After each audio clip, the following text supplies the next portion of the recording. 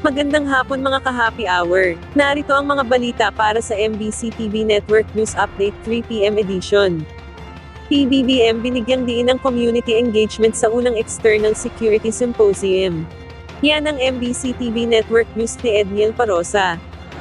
Pinasalamatan ng militar ang kanilang Commander-in-Chief na si Pangulong Bongbong Marcos sa presensya nito sa unang Battalion Commander Symposium upang talakayin ang external defense na bansa. Ayon kay AFP Public Affairs Chief Colonel Serces Trinidad, binigyan din ni PBBM kahalagahan ng pakikipag-ugnayan sa komunidad para sa mas matatag na national stability. Tinalakay rin umano sa naturang pulong sa Camp Aguinaldo ang tuloy-tuloy na pagsuporta ng gobyerno sa kasundaluhan. Isinagawa ang symposium kasabay ng International Human Rights Day at ilang araw makarang i-anunsyo ng presidente ang dagdag na base space sa AFP. Nauna nang iginip ng Department of National Defense na long overdue ito at hindi isang forma ng suhol.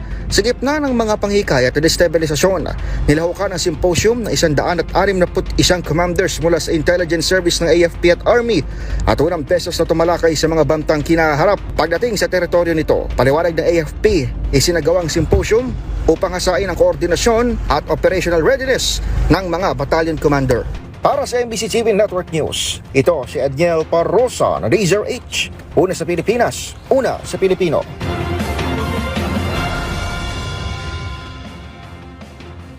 Samantala, pag-courtship, iginiit na walang conflict of interest sa construction firm ng kanyang anak. Yan ang MBC TV Network News ni Kyle Bulias. Iginiit ng CEO at Chairman ng Philippine Amusement and Gaming Corporation na si Alejandro Tenco na wala na siyang kinalaman sa operasyon ng Nation Star Development Corporation. Ang Nation Star ay isang construction firm na pag-aari na ngayon ng kanyang anak. Paliwanag ni Tenco sa DZRH, taong 2015 noong malipat sa kanyang pamamahala rito, pero noong ma-appoint siya bilang Chairman ng PAGCOR noong 2022 ay nakapag-divest na siya ng 100%. Sabi pa ni Tenco, wala na siyang anumang uri ng impluensya sa naturang kumpanya para makakuha ito ng mga proyekto sa pamahalaan. Lumabas kasi sa isang report na nakakuha umano ang Nation Star ng aabot sa higit 7 bilyong pisong halaga ng kontrata mula pa noong 2022. Kasama na rito ang halos 5 bilyong pisong halaga ng proyekto sa Davao City, bagay na itinanggi ni Tenco. Yun po hindi nyo ma-influensyan yun. Una, ADB funded po yun. So,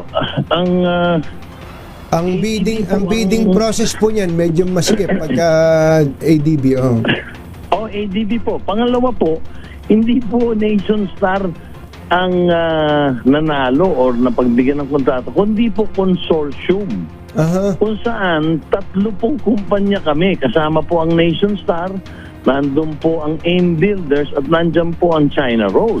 Binigyang diin din ni Tenco na matagal na sa industriya ang Nation Star na may maayos sa track record dahilan para makakuha sila ng mga proyekto sa private sector at sa pamahalaan. Wala rin umanong kahit anong flood control project na hawak ang Nation Star. Sabi ni Tenco, nabigyan ng ibang kahulugan ang pagiging malapit ni Tenco kay First Lady Liza Araneta Marcos. Pero ayon sa kanya, wala pa man sa pwesto si Pangulong Bongbong Marcos ay may mga proyekto na ang Nation Star sa DPWH. Para sa MBC TV Network News, ito si Kyle Bulias ang DZRH. Una sa Pilipinas, una sa Pilipino.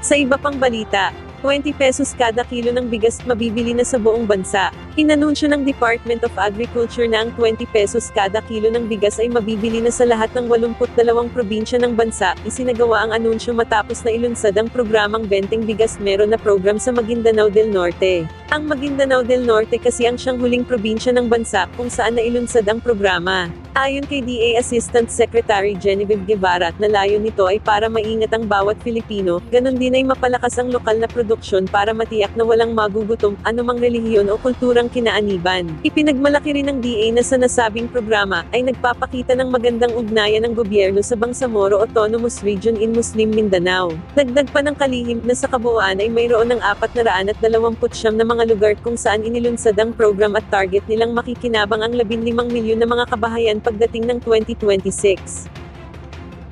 At yan ang mga balita para sa MBC TV Network News Update 3 PM edition. Abangan ang mga susunod na balitaan mamaya para sa 4 PM edition.